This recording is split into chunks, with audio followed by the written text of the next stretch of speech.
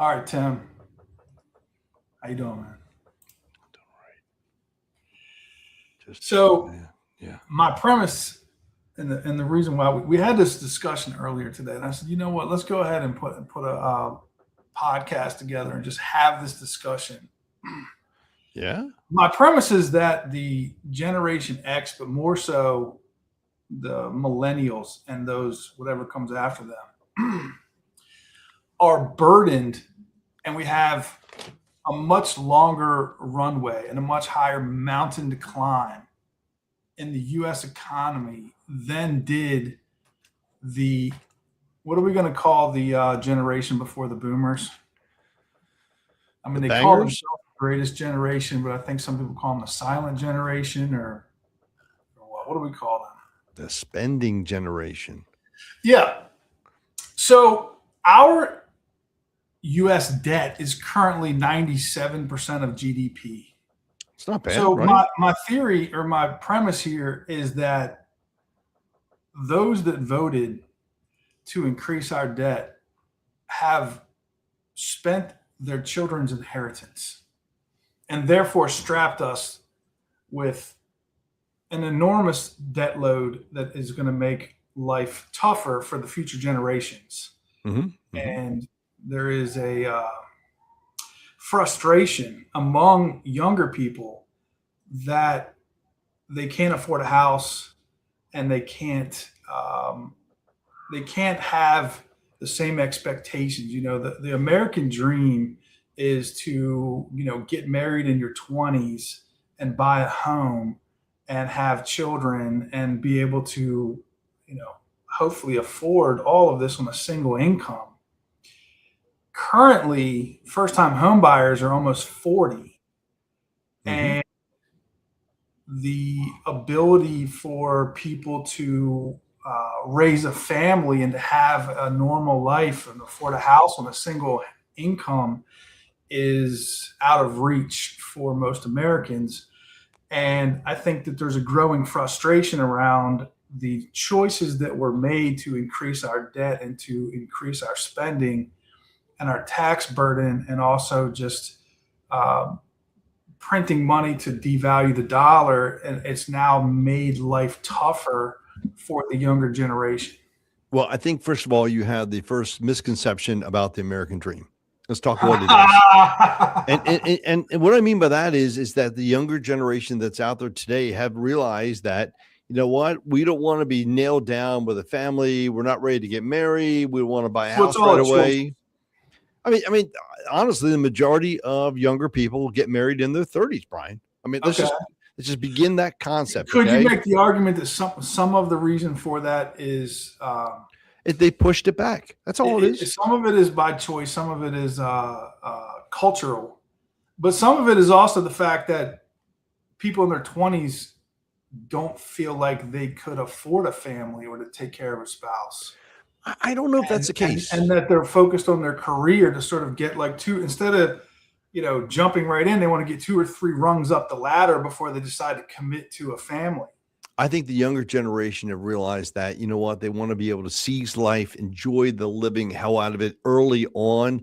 Those in the 20s, I think they're out there saying, you know what, I'm going to enjoy myself, get the maximum fruits of the labor. I saw how my mom and dad just slaved away in their 20s and their early 30s, and it really wasn't as successful as they perceived that they want. So they've changed their perspective around. I think they see the internet, they see, TikTok and all of the different strategies. And they realize, you know what?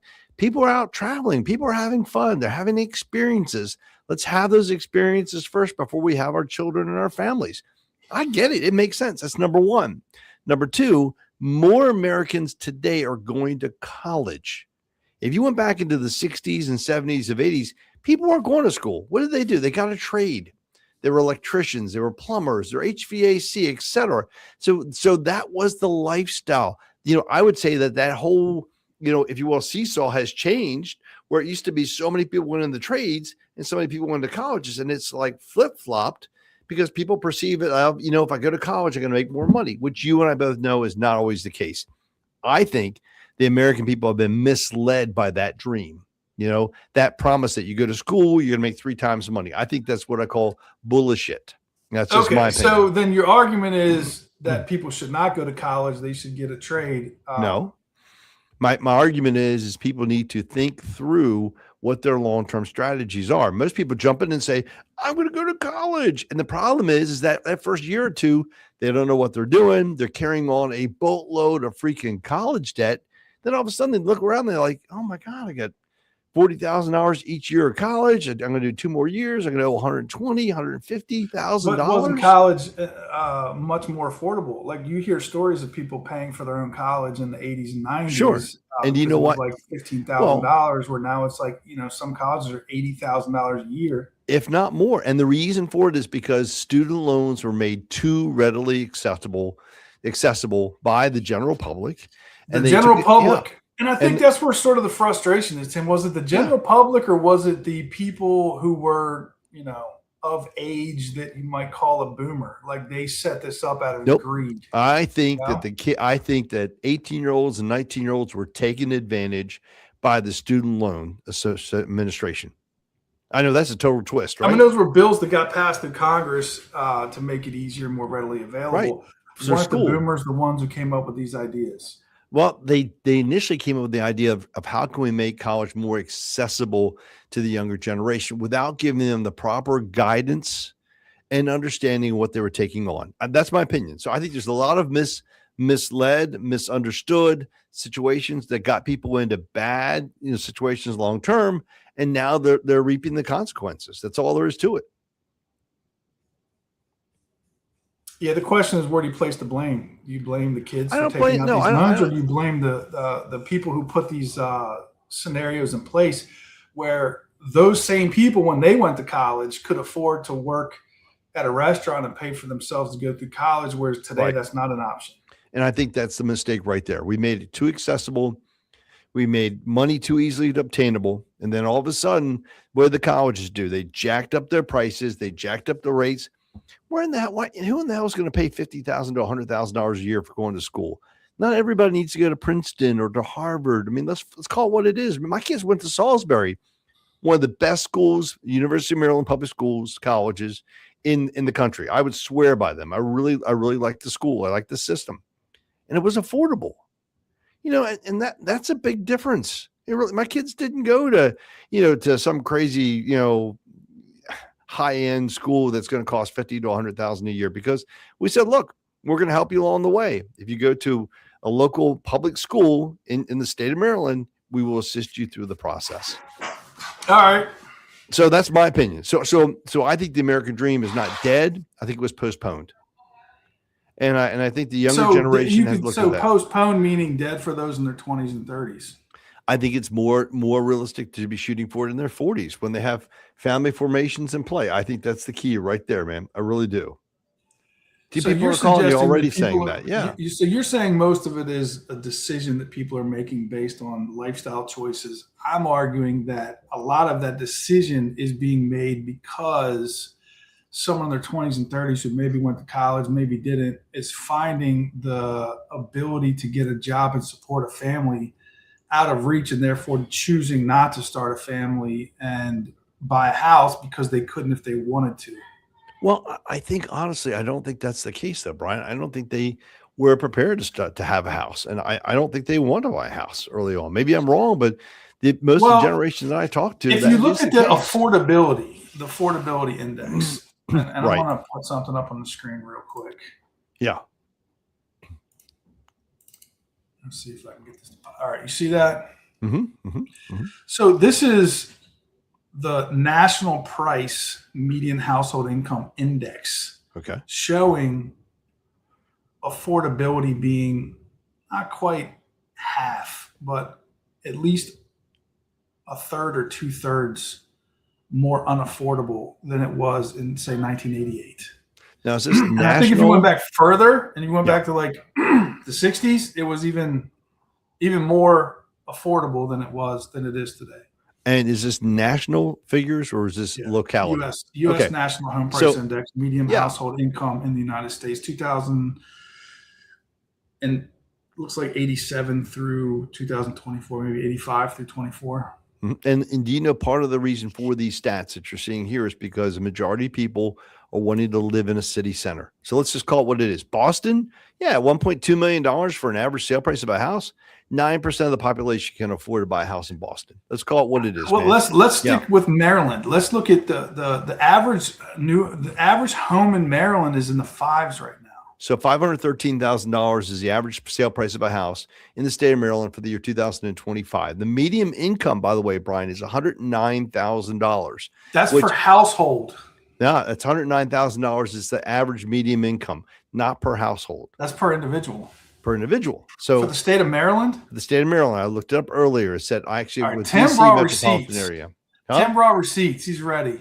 No, I'm just telling you. I mean, you want a response. I mean, that's what you got to keep in mind. I mean, you got to look at the average median income. You got to look at the average sale price. So I begin to look at that and say, okay, for $109,000 to buy a $513,000 house is a little bit of a stretch. I'm not going to lie to you. It is a stretch. There's no question about it. Okay.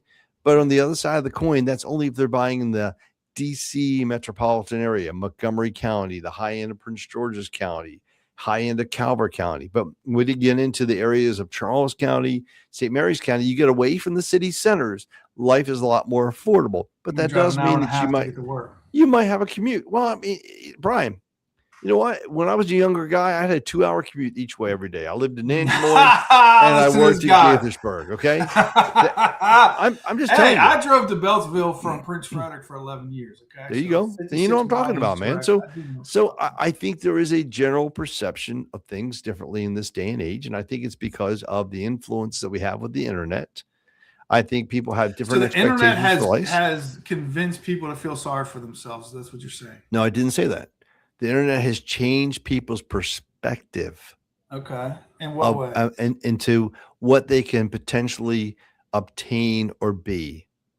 So the idea that you tell your kids you can be anything you want to be and that everybody can be rich is an unrealistic expectation. There's some people in life that are going to be rich and some people are just going to have to not be rich and sort of that sort of idea. No, I think a couple of things have happened. I think, you're talking about rich. Rich is in the eyes of the beholder. I mean, there are people that make, I hate to say this, but $40,000, $50,000, $60,000 a year that have $1 million in their 401k plan because they're not getting Uber Eats. They're not going with, Uber drives. They're not taking vacations for a week, 2 weeks. They're not going to Morocco. I'm just being honest with you. I mean, how many times have you been out of the country, Brian? I'm just asking you, honestly. Once. Okay. I can literally state I can been out of the country. I went to Ireland when I was in my 20s and I hitchhiked through Ireland. I went with my kid, Matt, to Italy and Greece because it was on a school trip that they asked me to go on and they paid my trip. Yeah. I've been to Barbados for my honeymoon. I'm talking about a handful of times. And yet other people that I talked to, they've been to Morocco, Portugal, Spain, Italy, Greece, the Great Britain. They've been to Canada. I mean, it's to me, a vacation used to be going to Dewey Beach or Ocean City, for the weekend, right? Okay. I hear you. So what I'm saying is, but the internet has changed our perspective in that we looked at more opportunities. That's all I'm saying. And that you have to decide, how do you want to spend your money? Where do you want to invest your money in? Some people invest their money in experiences. Some people invest their money in time and locality, right? Other people are spending their money in family formation. I think the American dream's not dead. I think it just got pushed back on a time basis. That's all. All right, I don't disagree. Let's go back to the premise of this conversation, though, is that the baby boomers, and I'm going to say those are the ones in Congress and the presidency when they voted to increase the national debt up to 97%. Yep. And they basically spent our inheritance. So I'm going to turn it around this way. The baby boomers didn't spend the inheritance. The baby boomers tried to make life more enjoyable and more affordable and less of a struggle for people in general. Because themselves primarily. Yeah, because let's face it. I mean, when you were in your 20s, okay, what were you driving, Brian? Were you driving a brand new car? Were you living in a beautiful home? Honda Civic. You see what I'm saying? Yeah. I had a 1980 something. I guarantee mine was worse, Tim. Yeah. Yeah. I had a Honda Civic station wagon and I couldn't even afford the vowels. It was a CVVC. You know what I'm talking about? I couldn't afford the eyes. So my point is that I think we've made things too easily. And in turn, we did this by uploading a quite amount of debt. We said, we'll pay it down the road. Down the road is after we're dead, our kids will pay it off. That's the mistake right there. So do I think, yes, I will blame the baby boomers. I will blame, Congress, because they're not being held accountable for their spending habits. I don't understand how a congressman or woman can be making $175,000 salary and after 4 years seem to have $30 million in net worth. Where the hell does that come from? It's called insider trading. Yeah. And I think there's too much greed and too much, in my opinion, incorrect influence, and people aren't being held accountable for their actions. And I mean that across the board. Carol just chimed in. She had a Ford Tempo. Yeah, cars are definitely nicer. Like my daughter, Madison, just got a new Jeep.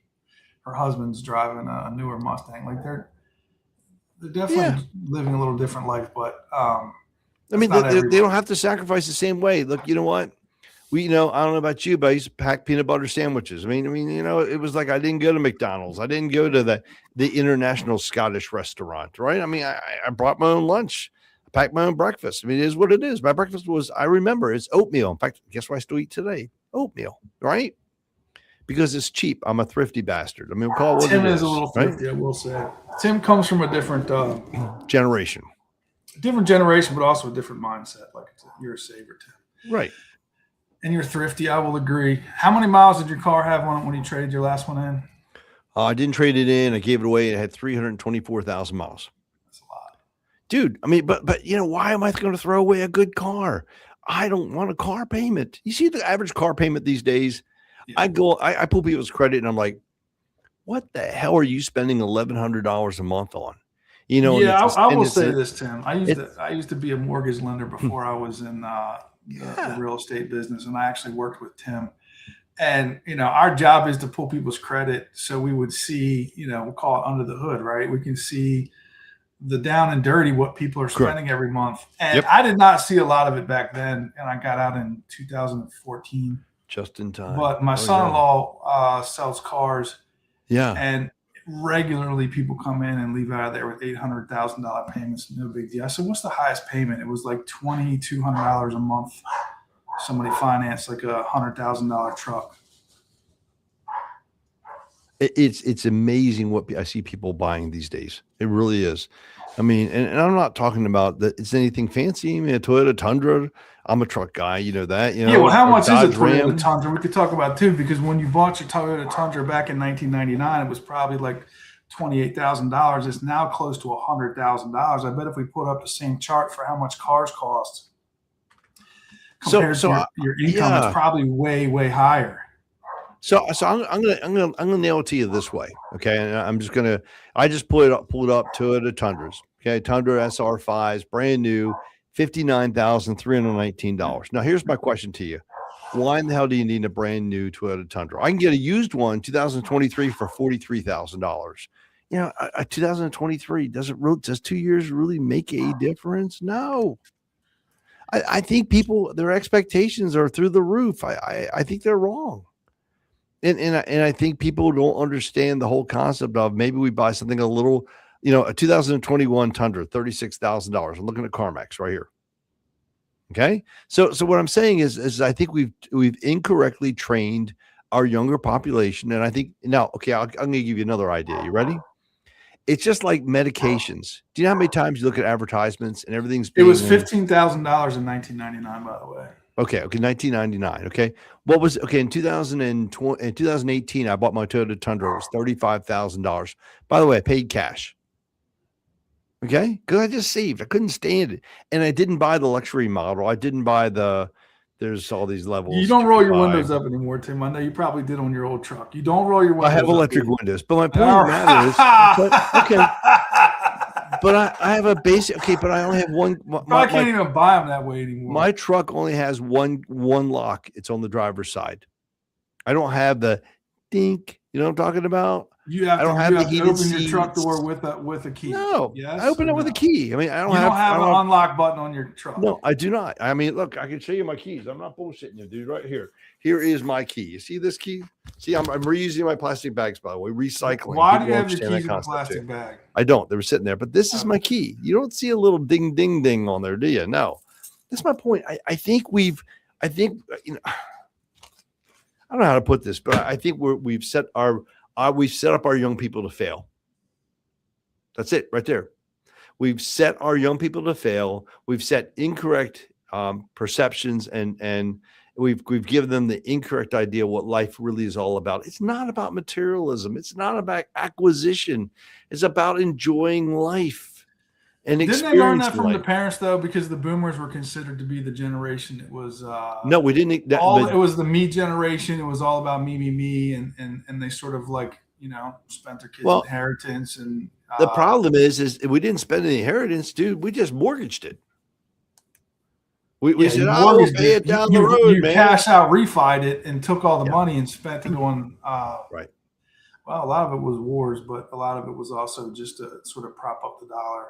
But I will tell you though that coming forward in the future, here's the other side of the coin. You ready? There's going to be a lot of wealth creation, and there's going to be a lot of wealth transfer.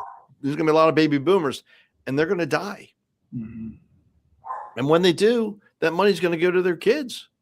Yeah. And instead of the families having 5, 6, 7, 10 kids, we're going to go to families that have 4 kids if they're lucky. Yeah. What's the average number of kids in a family? 2? Yeah, well, it's decreasing. Our population is decreasing. Native-born Americans, but it's also native-born Europeans, native-born a lot of Asians. Like Japanese people can't even replace their people. Chinese people aren't replacing their people. The Russians aren't replacing their people. Yeah, the only people that are like the Africans and the Muslims and the Indians. Well, everybody else was shrinking. I agree. There is a culture of selfishness that has taken over and caused people to want to live their best life now, and they don't see family legacy as being important. Nope. They don't see investing in their children as important. But I think that started before this generation because even the boomers, they only had two or three kids, unless they were Muslim or Catholic. The normal family in America was like 2 kids, a boy and a girl, which was my family. And they didn't see having big families as being important. And I want to say that idea started with that generation. And I want to say that a lot of why it changed? I can tell you why it changed. We went from because the wives had to go to work. No, we went from an agricultural based society, okay, to a suburban urban society. Yeah. And you didn't need to have 6 to 8 kids to help run the farm anymore, dude. And the wife stayed home. That was the way it world. That's what it was. And then we moved into the suburb. We didn't have to have 1 million kids to take care of the farm. We didn't have 6 cows to milk and then make butter and the whole 9 yards. We moved into suburban life. We changed our whole perspective about life. We had to leave it to beaver. Honestly, that's what occurred. And I think because of the way that we've changed our perceptions, we've made ourselves soft. That's all there is to it, man. I mean, soft, but they say soft men make hard times. Hard times call for hard men. Hard men make soft times. Hoorah! That's what I'm going to say, my friend. Hoorah! So yes. You're saying we're in the weak man part of it. It's a season, dude. We're in the season. We're in the fall winter season. I can't wait for the spring to pop because when it does, the spring to pop means that we get invaded or we have some sort of economic collapse. People realize where they are today and they get off on their asses and they get to work. It's all there is to it. I don't think that's a natural reaction. I think that happens after hardship. It creates hardship. Weak men create hardship. Hardship calls for strong men. Strong men create. It's like anybody that passes down wealth. What happens? We have the matriarch. He makes all the money, he pounds it out, and he gives it to the next generation. They spend a lot of it. And by the time it gets to the 3rd generation, they've pissed it all away and there's nothing to show for it. So we're in the 2nd or 3rd generation now. And guess what? Shit's going to be hard, and then it's going to turn around, and then we're going to cycle through again. That's all there is to it. They figured out how to mortgage their kids' future. I mean, I think that's the most frustrating thing for many people is realizing that the average American owes like $70,000 in debt, and that somebody's going to have to pay for this at some point. I know Trump's trying to outgrow the economy. to get in front of it. But I think that congressmen and congresswomen and the senators should all be held accountable for a balanced budget. You can't spend more than you bring in. That's all there is to it. Well, the concept is that we vote for these people. You could make the argument that the government isn't set up right. No. But once they're in, you can't change them. You can't kick them out. I mean, you pass the law. The law says, hey, if you don't pass the budget, you lose your job the next year. Guess what everybody would do? They're not going to vote for that. Balance a budget. Exactly right. Although they should be held accountable by the people for the people. But I would say that the people are not wanting to hold them accountable because they're also part of the same mentality. Is like, why would I sacrifice today for the future generation? Why, if you were to sort of zoom in from another planet and look at this whole situation, you were financially educated, you would say, hey guys, you all need to sacrifice on some level to pay this debt down for this future generation. Like there needs to be a sacrifice, but it doesn't seem like 100%. That's taking place. There's no attitude or mentality where people are going to, and it would never, you'd never be able to get elected saying, hey, we're going to cut resources for everybody, and then we're going to increase taxes or a combination of, therefore, to pay off debt so that our future generation isn't burdened with this debt. That's not a winning platform.